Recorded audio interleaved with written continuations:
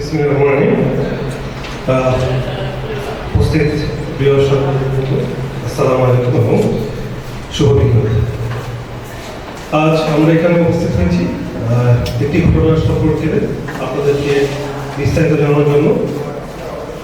আপনারা জেনে থাকবেন বাংলাদেশ আমার অহংকার এই মূলমন্ত্র ধারণ করে র্যাপিড অ্যাকশন ব্যাটালিয়ন তার জন্মলগ্ন থেকে বিভিন্ন ধরনের অপরাধ এবং সন্ত্রাসী কার্যে কাজ করে যাচ্ছে। সো এরই ধারাবাহিকতায় আমরা প্রতিনিয়তই কাজ করে যাচ্ছি বিভিন্ন চ্যালেঞ্জের মধ্যে দিয়ে, এবং র্যাপিড অ্যাকশন ব্যাটালিয়নের দায়িত্বাধীন এরিয়ার মধ্যে আপনারা সবাই অবগত আছেন। গত 19শে এপ্রিল একটি দুঃখজনক ঘটনা ঘটে। প্রাইভেট ইউনিভার্সিটির একজন ছাত্র অভিযোগ ছিল, একটা অভিযোগ ছিল সম্ভবত দুজন ছাত্রী টিচিং একটা অভিযোগের ভিত্তিতে বাকবিতণ্ডা তৈরি হয়। পরবর্তীতে প্রাইভেট ইউনিভার্সিটিতে সে ব্যাপারে একটা যে দ্বিপাক্ষিক বৈঠকের মাধ্যমে একটা সলিউশনও হয়। বাট যখন সে বেরিয়ে আসছিল প্রাইমারি অন্য কিছু ছাত্র জানার মধ্যে যে দুই ছাত্রী স্কলার্সের স্টুডেন্ট ছিল তাদেরই পরিচিত ফ্রেন্ড, তাদের মাধ্যমে প্রাইমারি কিছু ছাত্র এবং বহিরাগত কিছু কয়েকজন এসে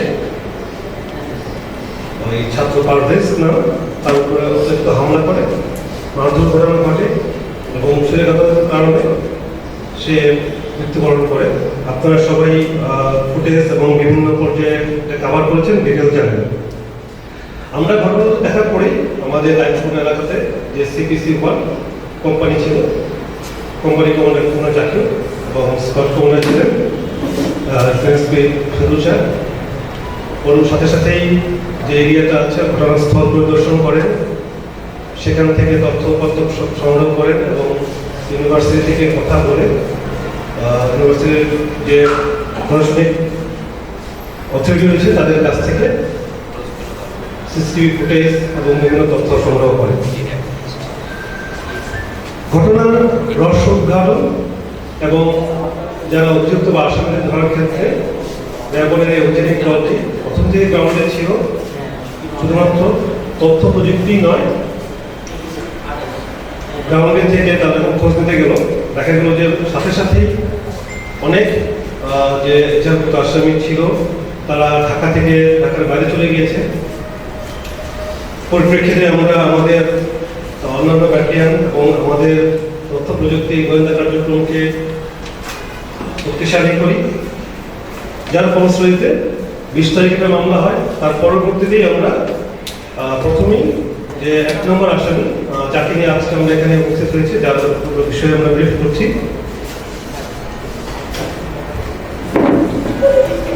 তাকে আমরা নজরে রাখার পরে প্রথমে জানতে পারি উনি বগুড়াতে গিয়েছেন। পরবর্তীতে সে তার লোকেশন চেঞ্জ করে, চলে যায় গাইবান্ধাতে, এবং আমাদের গাইবান্ধার যে র্যাপিড অ্যাকশন ব্যাটালিয়ন রয়েছে পার্টি, তাদের সহায়তায় এবং প্রযুক্তিগত সহায়তার মাধ্যমে আমরা গতকাল তাকে আটক করতে সমর্থ হই। প্রাথমিক জিজ্ঞাসাবাদে এই ঘটনার সাথে তার সম্পৃক্ততা স্বীকার করেছে। তার বিস্তারিত ফার্দার যে ইনভেস্টিগেশন হবে তার মাধ্যমে জানা যাবে। এর সাথে আপনাদেরকে আবারও অবগত করতে চাই, আমরা একই মামলা 5 নম্বর এখানে আসামি, তাকে আমরা ধরেছিলাম একদিন আগে, হৃদয় মিয়াজি কুমিল্লা থেকে 11 সহায়তা ধরেছি, মানে মামলা হওয়ার 48 ঘন্টার মধ্যে, এবং অন্যান্য যারা অভিযুক্ত আছে 8 জন সহ অজ্ঞাত রয়েছে। অন্যান্য যারা অভিযুক্ত রয়েছে এদের নামেও আমরা ফলো করতেছি যে যত দ্রুত সম্ভব সবাইকে যেন আমরা আটক করতে পারি এবং প্রয়োজনীয় বিচার ব্যবস্থার জন্য সুপর্দ করতে পারি। আমরা হৃদয় মিয়াজিকে ইতিমধ্যে পরে থানাতে হ্যান্ডওভার করেছে এবং আপনারা অবগত রয়েছেন, তাকে 7 দিনের রিমান্ড মঞ্জুর করা হয়েছে। এবং আজকে আমরা যে 1 নম্বর আসামি নামীয় মেরাজ, তাকেও আমরা পরে থানাতে হ্যান্ডওভার করবো এবং পরবর্তী কার্যক্রমের জন্য কার্যক্রম চলমান হবে। একই সাথে বাকি যে সকল বেজানামী আসামি রয়েছে তাদেরকেও গ্রেফতার করার জন্য আমাদের অভিযান চলমান। আমরা আশা করছি অতি দ্রুত আরো কয়েকজনকে আমরা আটক করতে সমর্থ হব। তার মাধ্যমে আমরা আশা করি এই অনাবৃত যে ঘটনাটা ঘটেছে, দুঃখজনক যে ঘটনাটা ঘটেছে, সেটার মূল রহস্য উদ্ধারণে সম্ভব হবে। আশা করি এর চেয়ে বেশি ডিটেল এই মুহূর্তে আমাদের পক্ষে দেওয়া সম্ভব হচ্ছে না। আপনাদের পক্ষ